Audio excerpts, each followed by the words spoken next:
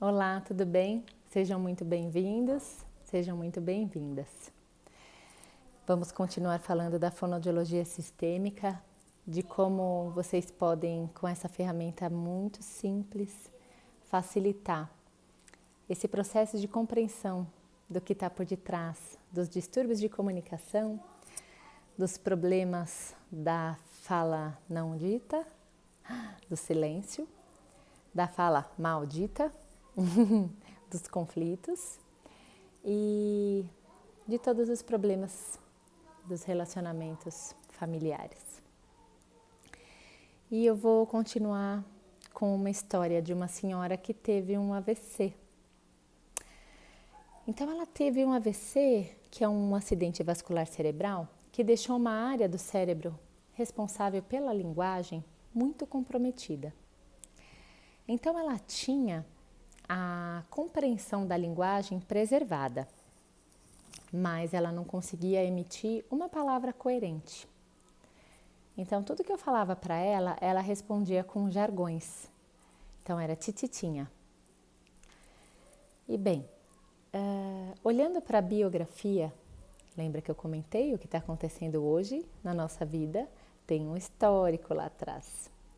E conhecer esse histórico faz com que a gente desperte e tenha consciência. E quando a gente tem consciência, desperta, a gente cria um novo caminho. Aquilo não precisa mais se repetir. Então, essa paciente, ela já tinha feito sessões fonoaudiológicas tradicionais e sem sucesso. Pois bem, ela veio algumas sessões comigo e ela sempre tinha uma intérprete, que era uma das filhas, para que pudesse traduzir o que ela estava falando. Porque já eram 4 anos de AVC e a cada tititinha que ela respondia, as filhas sabiam dizer através da prosódia, através da entonação, as filhas conseguiam compreender. Bem, então uma das filhas entrou em sessão junto com ela e eu peguei os bonequinhos Playmobil para representar o que estava acontecendo por detrás desse problema de fala. Porque realmente, gente, ela não evoluía, ela não conseguia falar. Era uma apraxia importantíssima.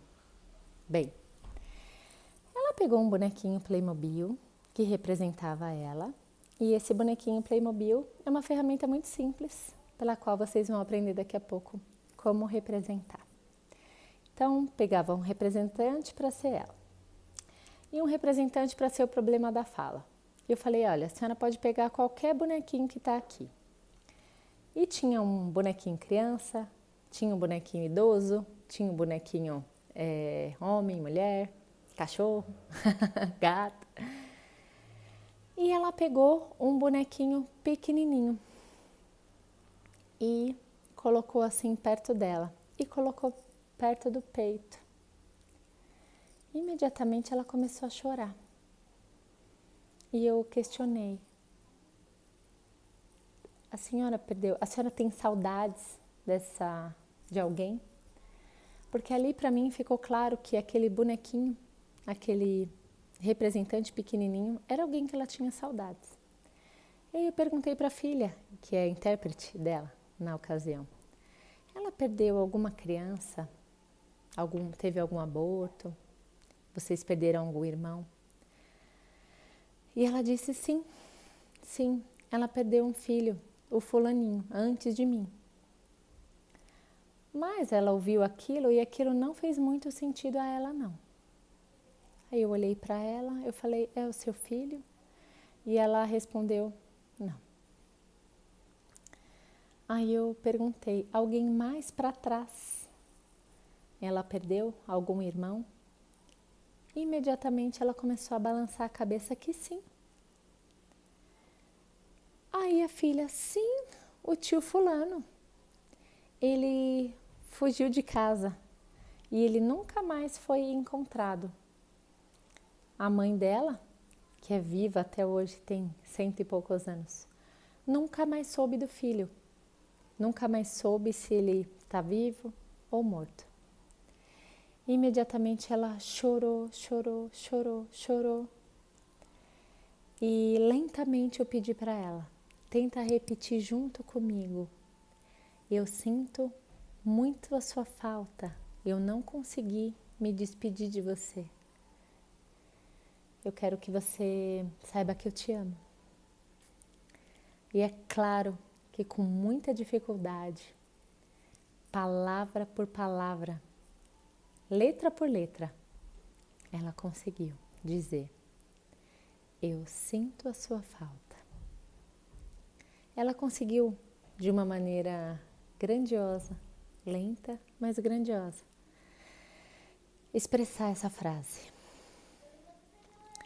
Daí que surgiu o nome A Voz do Coração, porque foi através de um sentimento, de uma sensação corporal, que ela conseguiu expressar a fala não dita. A partir daí o silêncio foi quebrado.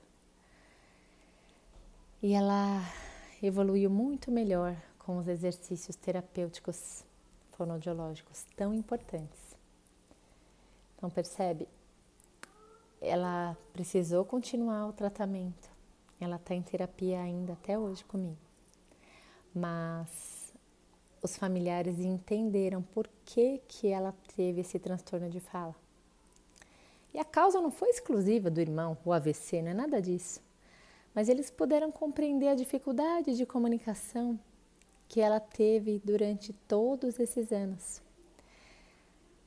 O irmão saiu de casa quando era pequenino e por isso que ela pegou um representante pequeno. Então, com uma brincadeira, que na verdade não é brincadeira coisa nenhuma, é a representação de um problema, a gente consegue ter mais clareza de onde está empacando a nossa vida, de onde está emaranhado esse problema. Eu vou te contar mais uma história. É a história da minha filha. Quando ela nasceu, ela era o bebê perfeito. Ela só dormia, Malemar fazia xixi, fazia cocô. Era alguma coisa assim muito leve. Eu falava, nossa, mas nem parece que eu tenho criança em casa. Ela acorda, mama só um pouco e já dorme. E eu era mamãe de terceira viagem, então eu achava que eu sabia tudo da maternidade. E não é assim mesmo? Eu sei tudo. Não. A nossa vida é um eterno aprendizado. E ter a clareza disso nos liberta para que a gente conheça a nossa própria biografia, a nossa própria história. Bem, esse bebezinho perfeito, que só dormia, que mamava, acordava, fazia xixi, um cocô ali e dormia 6 horas a fio, com o passar dos dias foi emagrecendo, até que com 1 mês ela pesava muito menos do que quando ela nasceu. E aí a pediatra falou, Bia, ela não tá mamando, você não deve ter leite não.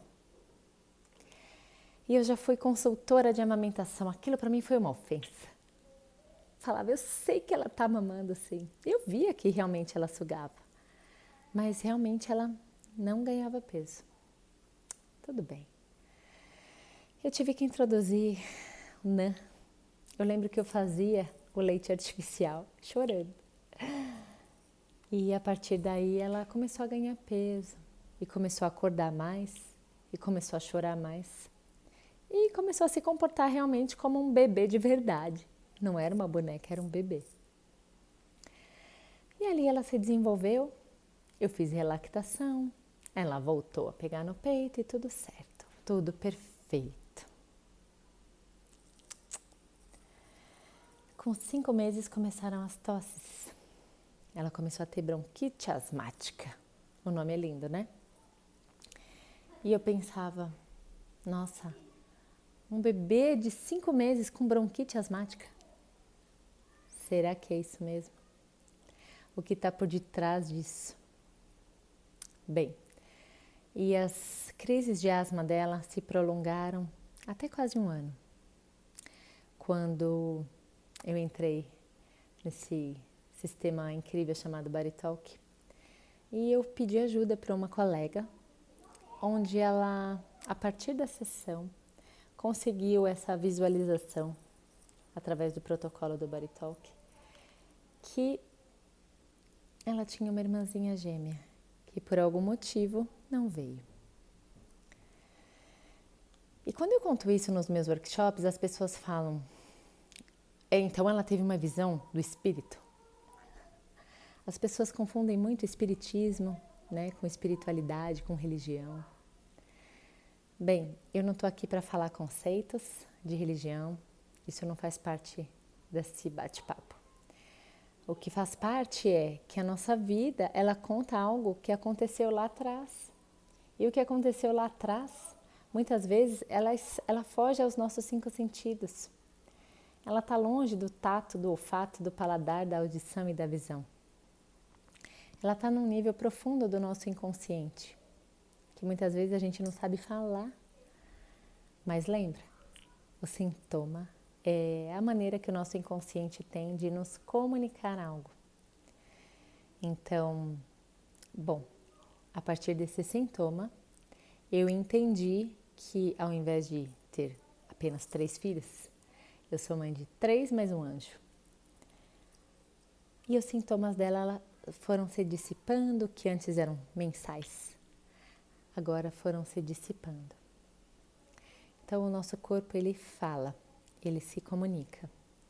E eu vou disponibilizar agora para vocês como que o nosso corpo se comunica através das nossas emoções.